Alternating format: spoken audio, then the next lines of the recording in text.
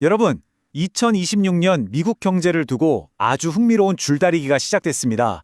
한쪽에서는 중앙은행인 연준이 금리를 내리려고 하고 다른 한쪽에선 시장의 거대한 힘이 금리를 버티게 만들고 있거든요.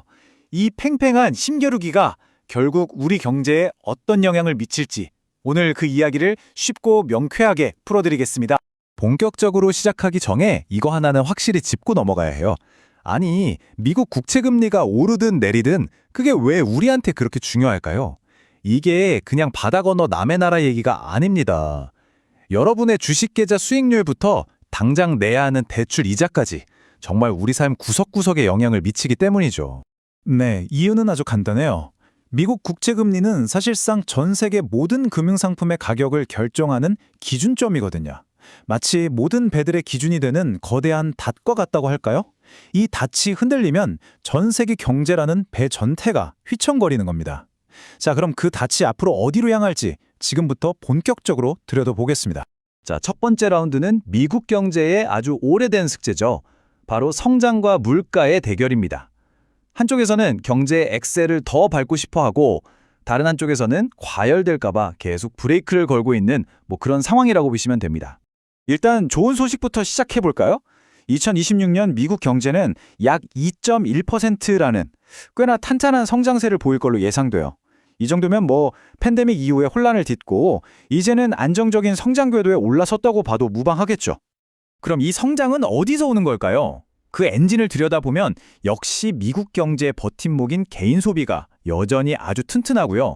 주춤했던 기업들의 투자도 다시 살아나고 있습니다. 여기에 선거 같은 큰 이벤트가 끝나고 나면 정책 불확실성이 사라지니까 기업들이 더 자신감 있게 지갑을 열 거라는 기대감도 크게 한몫하고 있죠. 그런데 말이죠, 이 순탄해 보이는 성장 스토리에 아주 골치 아픈 악역이 하나 숨어 있습니다. 바로 물가입니다. 인플레이션이 연준의 목표인 2%까지 좀처럼 떨어지지 않고 2%대 후반에서 계속 끈질기게 버티고 있는 거예요. 경제에 온기가 남아있는 만큼 물가 압력이라는 불씨도 쉽게 꺼지지 않는 거죠. 경제학자들은 이걸 아주 재밌는 이름으로 불러요. 바로 끈적한 물가, 영어로는 스티키 인플레이션이라고 하죠. 이름 그대로 마치 껌처럼 한번 경제에 딱 달라붙어서는 잘 떨어지지 않는다는 뜻이에요.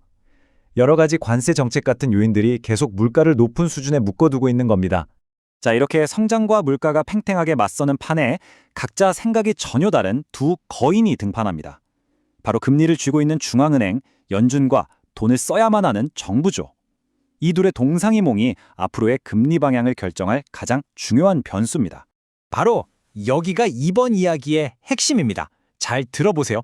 한쪽에서는 연준이 경기가 나빠지는 걸 막기 위해 금리를 내리려고 해요. 그런데 다른 한쪽에선 정부가 돈을 써야 하니까 어쩔 수 없이 엄청난 양의 국채를 시장에 팔아야 하죠. 아시겠지만 시장의 국채 공급이 늘어나면 국채 가격이 떨어지고 금리는 오릅니다. 즉, 금리를 내리려는 힘과 올리려는 힘이 지금 정면으로 꽝 하고 부딪히고 있는 거예요. 아마 연준 의장의 심정은 아슬아슬하게 외줄타기를 하는 기분일 겁니다. 그래서 연준의 선택은 아마도 위험관리형 금리 인하가 될 가능성이 커요. 이게 뭐냐면 경제가 막 무너질 것 같아서 급하게 금리를 내리는 게 아니고요. 혹시 모를 위험에 대비해서 또 물가는 자극하지 않는 선에서 아주 조심스럽게 한두 걸음 정도만 살짝 발을 떼는 거라고 생각하시면 됩니다. 반면에 정부 쪽 상황은 완전히 딴판입니다. 2026년 한 해에만 예상되는 재정 적자, 즉 나라의 빚이 무려 2조 달러에 달할 전망이에요.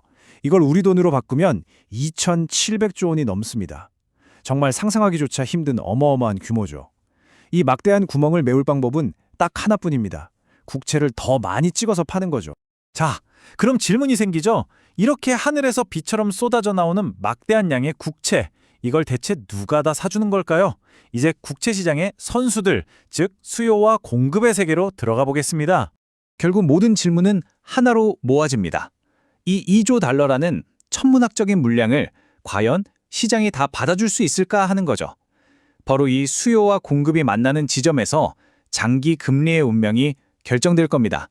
미국 국채를 사주는 큰 손들은 보시는 것처럼 아주 다양합니다.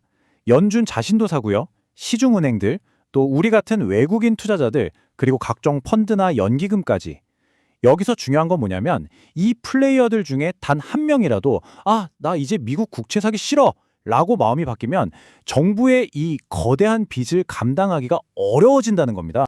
그런데 요즘 이 구매자들 사이에서 분위기가 좀 묘묘하게 바뀌고 있어요. 1년 안에 금방 돈을 돌려받을 수 있는 단기 국채는 서로 사겠다고 난리인데 10년, 30년씩 길게 돈을 묶어둬야 하는 장기 국채에 대해서는 다들 글쎄 하면서 고개를 갸웃거리고 있다는 거죠. 미래가 어떻게 될지 모르는데 너무 긴 약속은 아무래도 좀 부담스러운 겁니다. 바로 이 수요의 온도차가 장기 금리의 미래를 결정하는 핵심 열쇠입니다. 투자자들은 이런 생각을 하는 거예요. 아니, 10년 뒤에도 물가가 계속 이렇게 높으면 어떡하지? 지금 이 금리 받고 10년이나 돈을 묶어두는 건 좀 손해 같은데?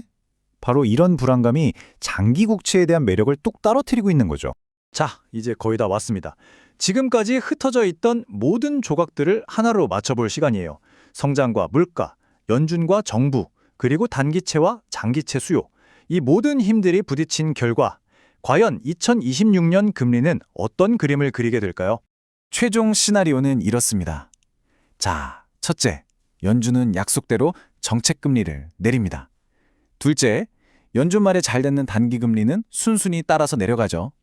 여기까지는 아주 순조로워요. 하지만 셋째, 아까 말했던 그 끈적한 물가와 정부의 막대한 빚이라는 두 개의 거대한 벽에 딱 부딪히면서 넷째, 정말 중요한 장기금리는 더 이상 내려가지 못하고 그 자리에서 버티기에 들어가는 겁니다.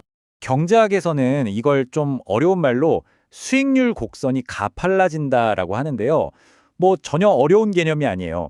말 그대로 단기금리는 아래로 내려가고 장기금리는 그 자리에 버티거나 오히려 올라가니까 둘 사이의 격차를 나타내는 그래프 모양이 점점 더 가파르게 변한다는 뜻입니다. 두 개의 금리가 각자 다른 길을 걷게 되는 거죠. 그래서 숫자로 딱 정리해드리면 이런 결론이 나옵니다. 연준이 움직이는 정책금리는 3.25%까지 쭉 내려가는데 정작 우리 대출금리의 기준이 되는 10년 만기 국채금리는 여전히 4% 초중반이라는 높은 수준에 머무를 것이라는 전망입니다. 차이가 꽤 크죠? 국제금융센터 보고서에 나온 이 한 문장이 오늘 이야기의 모든 것을 요약해줍니다. 장기금리는 하방 경직성을 나타낼 전망이다. 이게 좀 말이 어려운데요. 아주 쉽게 풀어서 말하면 금리가 아래로 좀 떨어지려고 할 때마다 보이지 않는 단단한 바닥이 어딜 내려가 하면서 딱 버티고 있다는 뜻입니다. 그렇다면 이 두 개의 금리 이야기가 지금 우리에게 던지는 메시지는 뭘까요? 핵심은 이겁니다. 와, 이제 연준이 금리 내린다니까 내 대출이자도 팍팍 떨어지겠네? 하는 그런 단순한 기대는 이제 접어야 한다는 거죠. 장기금리가 높은 수준에서 버티는 한 우리의 대출 부담이나 투자 환경은 생각보다 오랫동안 빡빡할 수 있다는 아주 중요한 신호입니다. 성장을 위해서는 금리를 내려야만 하는데 나라의 빚이 너무 많아서 금리가 내려갈 수 없는 이 딜레마. 2026년 미국 경제는 이 정말 어려운 질문에 대한 답을 찾아가야만 합니다. 만약 여러분이라면 어떤 선택을 하시겠습니까? 오늘 저희의 분석이 이 복잡한 퍼즐을 이해하시는데 작은 힌트가 되었기를 바랍니다.